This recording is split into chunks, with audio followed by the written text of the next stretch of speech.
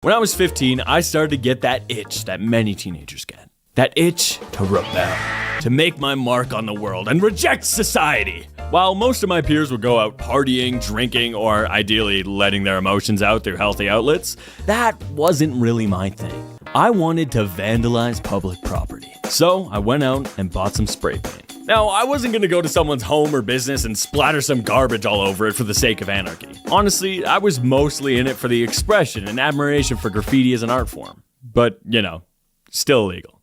Don't do it. However, my decision was made. I put on my darkest hoodie and anxiously biked to an old bridge near my house. I pulled out a can from my backpack and tried to calm my nerves. Okay. Whew, you can do this. You're a rebel. You're a bad boy. Come on. This is fun. I'm free. Oh my god, I'm really doing it. Oh my god, I'm going to jail. I'm going to be a felon. Holy sh! I've always liked cars. I liked Hot Wheels as a kid. I would tag along with my dad to car shows, and when I saw a cool car on the road, I would harass my friends and go, look at that. Still kind of do. But my interest definitely peaked when I was turning 16 and I could get my license. Finally, I could navigate the car-dependent suburbia of North America upon my own free will and contribute unreasonable amounts of greenhouse gas emissions. Hooray! Leading up to my birthday, I started looking for used cars in my area. Trucks, SUVs, whatever, the usual boring stuff. After a while of looking, I suddenly thought, man, this is gonna be my first car. Something I'll remember forever. I don't want to buy something boring or else those YouTube sponsorships would be for nothing.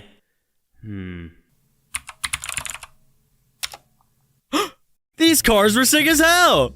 I started pedaling harder than I ever had in my entire life. I looked behind me and saw 2 security guards hot on my tail. The adrenaline kicked in. You'll never take me!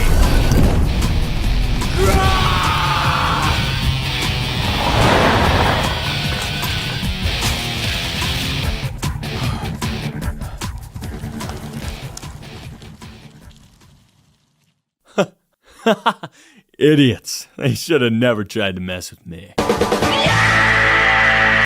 Well, that's what it felt like. It probably looked a little more like this. Come on. Oh my god.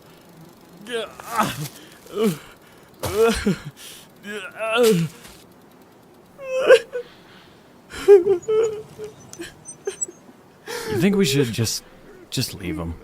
I'm never spray painting again. Me and Brock, we played hockey, starting at 5 years old, stopped playing like when we were like 15. We were always very competitive with each other. Like there was one time we were having a scrimmage at practice and it was me versus you. And I just knew within my heart, like I had to put Brock in his place, dog. I've never tried harder for anything in my life. I don't even remember the game. It's just a haze to me now, but I ended up like beating you by like 1 goal.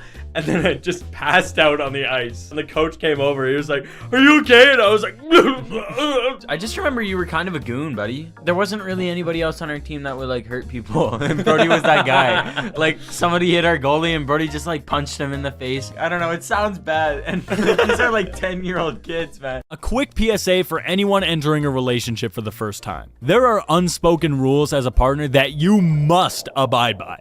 You're gonna wanna write these down. If you go to a restaurant, you will be taking the crappier seat and you will be calling over the waiter if their order is wrong. If you're playing Minecraft, turn keep inventory on. Swallow your pride, gamers. Go play hardcore on your own time. Many relationships have fallen to the nether.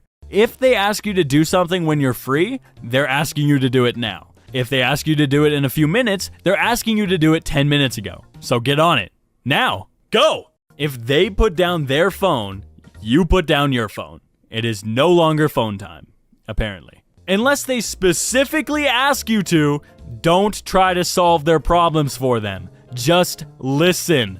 This is the first thing Brock told me when I got into a relationship, and it's true. This list goes on forever, and I'm still adding to it, but this will hold you over for a few weeks. A few months into our relationship, I had the brilliant idea to take Izzy camping. It would be picturesque. I'd wow her with my masculine wilderness skills, treat her to some s'mores, and we'd gaze into the cosmos as we drift off into a rosy slumber. So, we packed up our supplies and wheeled off to the campsite. Right away, I got to setting up this old tent I borrowed from my dad. After I spent 1,000 years detangling the wire monster of a tent and setting it up, I realized something was missing.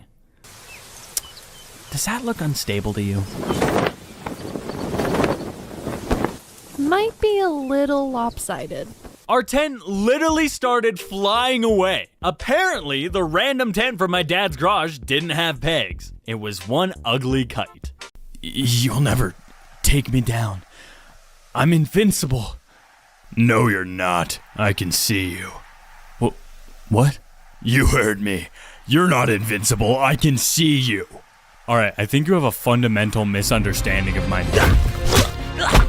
Driving back from a trip with Brock and his girlfriend, Brock was being Brock. Yo, I gotta take a bottle! Deal with it! Deciding to show mercy, we pulled over to a rest area and Brock took a few steps away from the car to do his business. He showed weakness. A rookie mistake. What, shy? Oh my god. Watch out for the wind, champ! Leave me alone!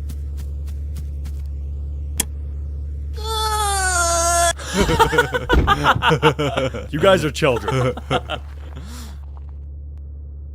I genuinely think that's the hardest I've laughed in my entire life. I was going camping with my brother and my dad. We brought our rescue dog with us, Maple, and she's like a huge muscular dog. We just want to tire her out. So we put her on a giant 100-foot rope and just threw a frisbee for her. I didn't realize, but I threw the frisbee, looked down, and the rope is wrapped around my foot. And then right as I let go of the frisbee, I'm like, I should move my foot. But it was just too late. She took off so fast, it tightened around my foot instantly, and then it shredded all the skin in a circle around my ankle. Oh no. My dad was one of those dads where he just kind of lets things go. He was like, we'll put some athletic wrap on that, and then I just slept out in the wilderness with my shredded foot. One day, after coming home from school, I decided to get some Subway. I sat down at my desk, unwrapped my pizza sub, the only good sub, and realized something was off. The sandwich looked mediocre as usual, but no big, watery eyes had materialized immediately after opening the wrapper. Shelby? Shelby! Shelby!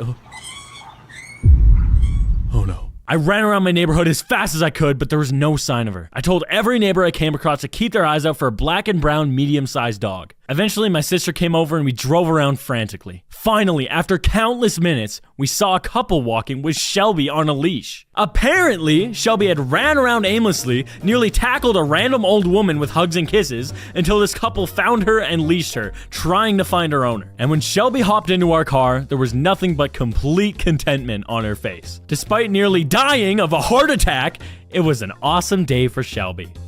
This is my dog Shelby, and she's both a genius and an idiot. Case in point, the way we have to tiptoe around the word dog park is seriously insane. Once she recognized the word, we started using other words like pet place, and she learned them too. It's gotten to the point where if we even spell out the word, she still knows what we're talking about and gets all excited. She basically knows the entirety of the English dictionary at this point and has corrected multiple of my essays.